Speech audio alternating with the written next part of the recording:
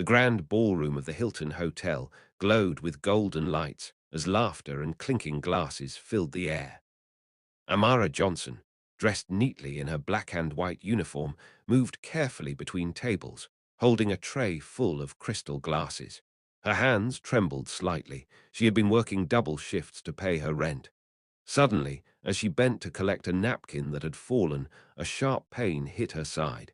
She gasped softly. It was Richard Hale, the CEO of a famous company, sitting with his legs crossed and eyes filled with arrogance. "Watch where you crawl, girl," he said coldly, kicking her again under the table. The sound of his shoe hitting her ribs made Evelyn Carter freeze beside him, her eyes wide in shock. Amara whispered, trembling, "Please stop kicking me."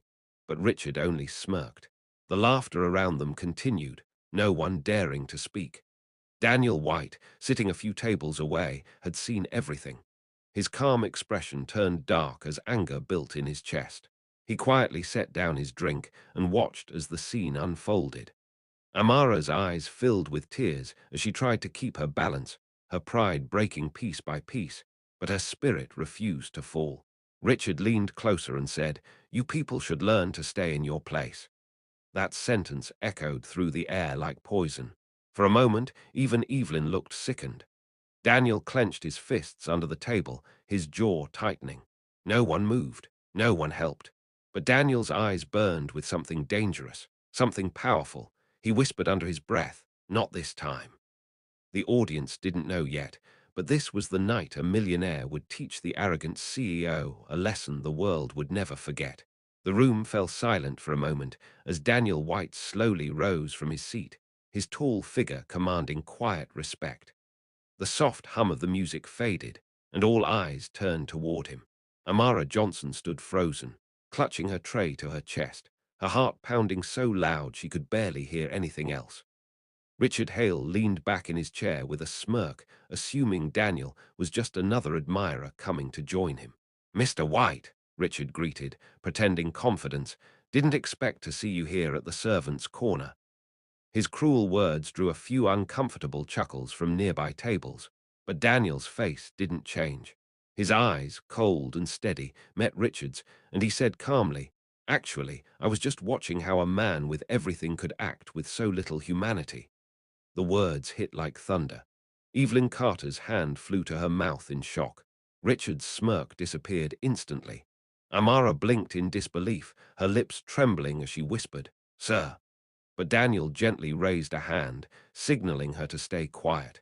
"Miss Johnson," he said softly, "you've shown more grace in your pain than this man has in his entire life." The guests began whispering, their curiosity mixing with guilt. Richard stood, his face turning red. "Watch your mouth, White. You don't know who you're talking to," he barked. Daniel took a step closer, his voice low but powerful. "I know exactly who I'm talking to, a man who kicks others to feel tall." Amara's eyes filled with tears again, but this time they weren't of pain, they were of hope. Daniel turned toward her, pulling a small card from his coat. "Come to this address tomorrow morning," he said kindly. "You deserve better than this place." The room buzzed with whispers as Amara slowly took the card with trembling fingers. Richard's face twisted with rage. "You think you can steal my staff, my show, my respect?" he spat. Daniel looked at him one last time and said calmly, "Respect is not something you own, it's something you earn." The crowd fell silent. For the first time, Richard had no words. Daniel walked out, leaving a stunned silence behind him, while Amara stood there holding the card that could change her life forever. The cameras around the hall began recording, and within hours, the video of the CEO who kicked the waitress started spreading online. But the biggest surprise was yet to come. Subscribe and stay tuned for Chapter 3, where Amara arrives at the mysterious address and discovers Daniel's true identity. The next morning, Amara Johnson stood nervously in front of a tall glass building in central London, clutching the white card Daniel White had given her. The sun shimmered across the polished windows that reflected her worried face. Her heart beat fast as she looked at the golden letters on the door, "White Enterprises." She whispered softly, "He's not just rich, he's that Daniel White." She almost turned back, afraid she didn't belong in such a place, but something inside her whispered, "Be brave." When she stepped inside, the receptionist immediately smiled. "You must be Miss Johnson. Mr. White is expecting you." Those words felt unreal. She followed through a long corridor until she entered a huge office overlooking the city skyline. Daniel stood by the window, his hands behind his back, wearing a calm expression. "Good morning, Amara," he said warmly. "I'm glad you came." Amara lowered her eyes. "Sir, I don't understand why you helped me yesterday. I'm just a waitress." Daniel turned toward her and said quietly, "No one is just anything, Amara. You have dignity, and that man tried to destroy it." Her eyes filled with tears again. "People like Richard always see my skin before they see me," she whispered. Daniel nodded. "That's exactly why I wanted to meet you. You see, I started as a janitor in this same building 15 years ago. I know what it's like to be treated as invisible." Amara looked up in shock. "You?" she asked. He smiled. "Yes, but I had someone who believed in me once. Now it's my turn to believe in someone else." He then handed her an envelope. "Inside is an offer letter. I want you to work here in public relations. You have a voice the world should hear." Amara's lips parted in disbelief. "Me? But I've never worked in an office before." Daniel smiled. "Then it's time to learn. You've already shown more strength and grace than most people here." Just then, Evelyn Carter walked in, her face apologetic. "Amara," she said softly, "I saw the video online. I'm so sorry for not stopping Richard sooner.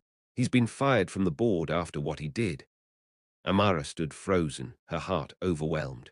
The woman who had once looked down on her was now apologizing. Daniel nodded. "The world is changing, Evelyn. Sometimes all it takes is one brave act to start it." Amara looked out the window, tears glistening in her eyes, and whispered, "Maybe for once, I'm not invisible anymore." The moment was powerful, almost magical. But what Amara didn't know was that her story had already gone viral across the UK, and the truth about who she really was about to shock everyone. Subscribe now and stay tuned for Chapter 4, where Amara's hidden past will finally be revealed, and the world will see her in a whole new light. 2 days later, Daniel White's office was filled with reporters, cameras flashing from every angle. The video of Richard Hale kicking Amara Johnson had exploded online, gathering millions of views across the UK. People were outraged. Hashtags flooded social media, "Justice for Amara," #stand against racism, and "not invisible anymore." But the world didn't yet know the biggest surprise waiting to unfold. Amara sat quietly beside Daniel, wearing a simple cream suit he had given her for her first day of work. Her hands trembled slightly as Daniel placed a comforting hand on her shoulder. "Are you ready?" he asked. She nodded. The press conference began, and reporters leaned forward as Daniel took the stage. "Ladies and gentlemen," he began, "you've all seen the viral video. But what you don't know is who Amara Johnson really is." The cameras zoomed in. Daniel looked toward Amara, his voice steady and proud. Before she was a waitress, Amara was a linguist.